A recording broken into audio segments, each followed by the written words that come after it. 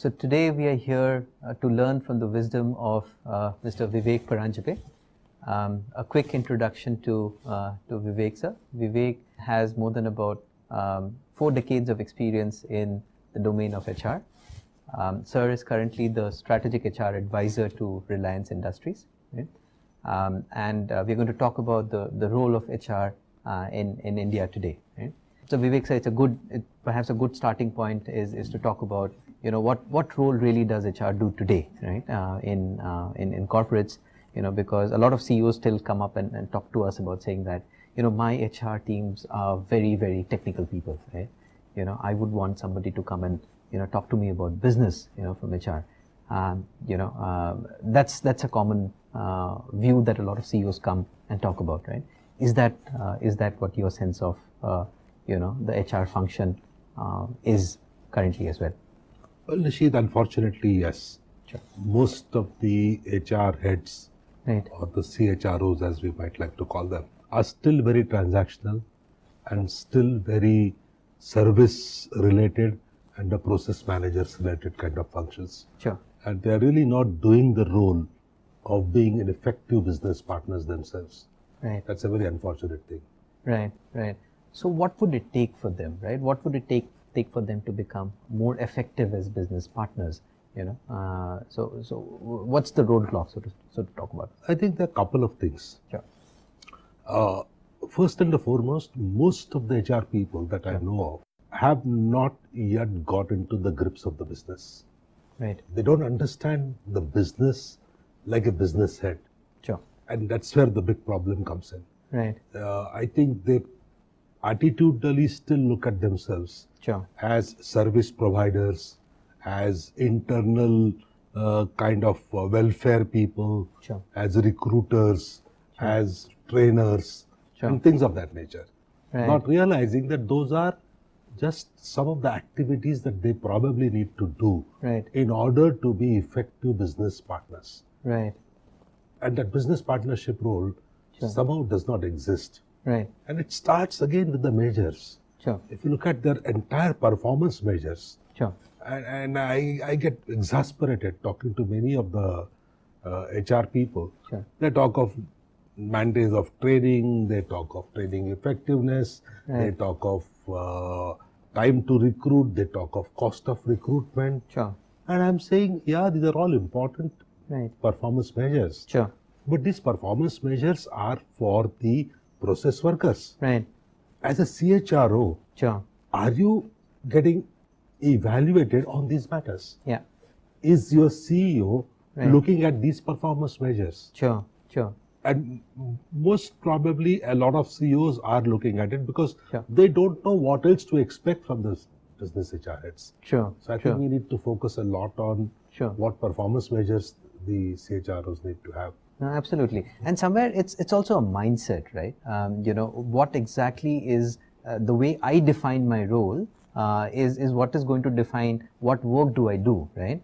So what mindset do I need to develop, right? Is going to lead to the way my role definition happens, and that's where the clash happens, right? Absolutely. So how does this mindset change? Well, it's difficult to change that mindset, mainly because a lot of these people that you see in their 40s and late 40s and 50s, they have grown up in an environment wherein the HR role was that of a welfare officer, was that of a timekeeper, was that of a manager who was supplying canteen services and food services and employee well-being and that kind of stuff. Right. So these people have grown up and they feel very comfortable and happy doing that kind of a role. Right. Now suddenly you tell them that, look, you've got to really focus on ensuring that the business succeeds. And in order to help the business succeed, you've got to start behaving like a business manager yourself. That they are not able to do. Right. And I think that's where the big problem comes up. The entire training has been in that area. They don't understand money, they don't understand finances, they don't have a mindset for that. And I think that's where the big problem comes up. Right, absolutely. And you bring up an interesting topic, right? The whole understanding of business acumen seems to be missing in the HR function. A lot of people are very good technical expert, in the domains of work that they do, right? But really developing that understanding of business, how is the business making money, doesn't seem to be the focus. That's not only not the focus of these people, Right. but if you really even look at one other aspect, Sure. most of the HR leaders that I have known, Right. they change their jobs every 2-3 years. Right. If you look at, we in HR such a true keep trend. talking about HR attrition in the company, Sure. retention in the company. Sure. We say that we HR guys are supposed to be the torchbearers of the culture.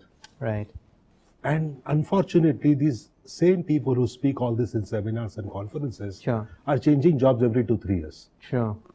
It takes at least 3-4 years for you to understand a complex business, understand the nuances of the business, Right. and then start performing Sure. to help business succeed. Sure. And somewhere that is not happening. Sure. In addition to that, the HR people are so much involved into the fads and fancies. Sure. I mean, look at this HR, digital technology, those kind of. Right. A lot of it is fads and fancies. Sure. Question that comes up is what is required in the company? Sure. What is it that is broken that needs to be fixed? What is it that needs to be brought into the company to find a solution to an existing problem? Sure.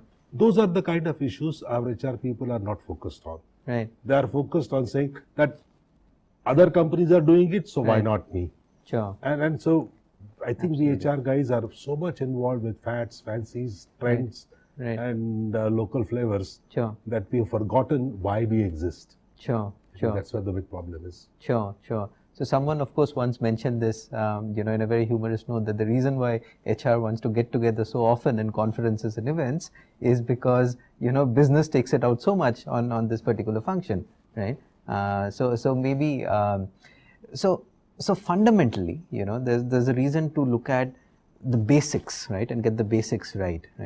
And that also stems somehow from the kind of education that HR professionals have received, and that's where the mindset also perhaps evolves, right? So what's your view, sir, on the state of HR education today in India, right? Are we getting it right? Is there something which needs to change there, right? So that right from the roots itself, it's a problem which gets addressed. I think you are talking all right things. Right. We have to focus on HR education also. Sure.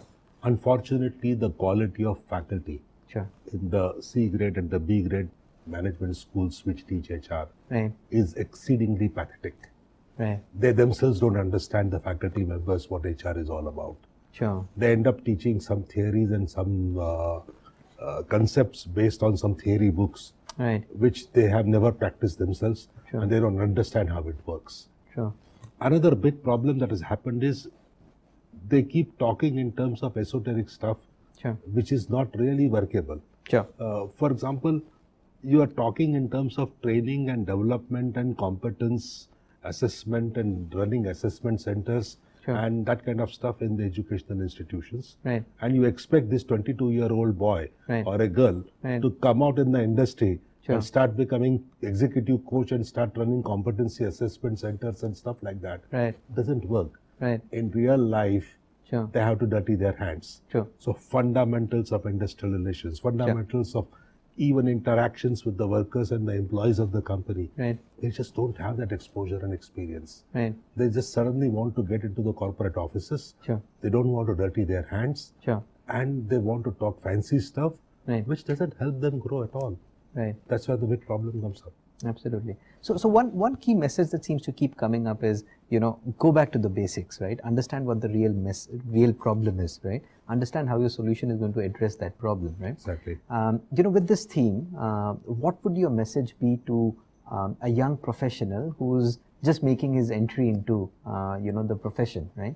What would you say he needs to get done and focus on?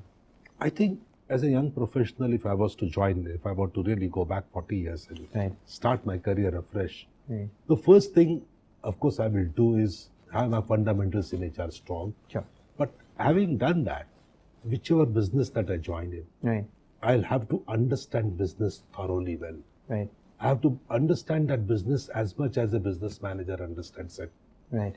I need to understand where the pain points are. Sure. I need to understand what's broken in the business. Sure. I need to understand how can I, as a HR person, Right. bring in HR solutions to enable solve those business problems. Right. Rather than saying, I got lot of arsenal with me Right. and I'm going to use that arsenal. True. Damn it, I'll use that arsenal only if needed. Absolutely. If it is absolutely essential. Right. Focus has to be on solving the business problem. Sure. For example, if sales are not happening in a particular organization Sure. for whatever reasons, Sure. then as an HR person, I'll have to get engaged with the sales set Right. and say, why is it happening? Sure. Is it because of poor training of salespeople? Is it because of poor products and services that we have? Right. Is it because of any other quality issues that we have? Sure. I need to go into dive deep into the details. Sure. And I'll have to find solutions to fix the problems that exist so Sure. that the sales organizations are able to succeed. Right. No, instead of doing that, if I start saying I want to do Six Sigma and if I want to do quality stuff and if I Sure. want to run some assessment centers, Right. it's not going to work. Sure. Those are the tools. Sure. And those are the tools that are available with me Right. and I'll use them when necessary. Absolutely. Rather than saying those tools have to be used as because it's a fashion. Right. Right. Right. I think that's where the problem comes up. So right. we need to understand business well. Sure. We need to dive deep into the business. Absolutely, that's so crucial. That's so crucial. So in terms of looking at the HR professional's career, right? For him to get a well-rounded exposure, right, in all aspects of HR, right? How would you advise him to balance the need to get a deep dive into maybe one of the center of excellences, perhaps rewards, perhaps talent management, right? And being a generalist, right? So what's the right mix, and how does a person go about planning his career now that he's joined the profession newly? It depends again on the aptitude of an individual and Sure. what interest this person has Right. and what aspirations this person has. So I cannot generalize it. Sure.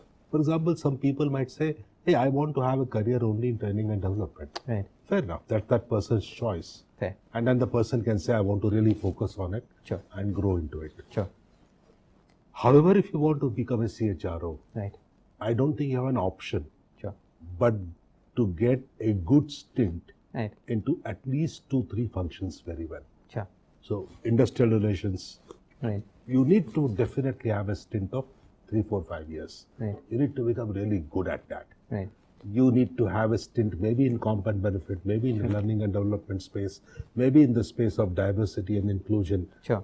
and maybe in the space of HR information technology, HR digitalization. Right. So a couple of places you need to dive deep Sure. and get those stints. Sure. Sure. And that will enable you become a CHRO. Right. But CHRO cannot afford to say I'm specialized only in these 2-3 things. Sure. He has to have a very solid, strong HR generalist experience also. Right. And that is become an HR business partner Sure. of small businesses to begin with. Sure. Do a good job of that. Sure. Then become business partner of a larger business. organization. And so on and so forth. So I think a well-rounded exposure Sure. is absolutely critical if you want to become a CHRO. Sure. Sure. Sure. Otherwise, you can always be a specialist somewhere Sure. and leave as per that, depending on your interests and aspirations. Absolutely. So even for a CHRO, with all the changes happening around now, right? It's easy to get distracted and focus on a lot of other things, a lot of these fads, for example, right? What are the basics again, right? That you would advise a CHRO to go back to every time that is faced with a dilemma. Just be engaged with business. Sure. And you are part of the business strategy. Right. You are part of a business problem. Sure. And your entire HR organization has to be mobilized to Sure. solve that business problem and to help realize that business strategy. Right. Very simple. Sure. So all these fads, fancies, tools that exist and that will keep coming new ones, Right. you will use them when necessary, Sure. not because it's fashionable. Sure. Sure. Thank you, Thank Vivek you. sir, for sharing your words of wisdom. Right? Thank you. Thank you. Lovely chatting with you. Thank you.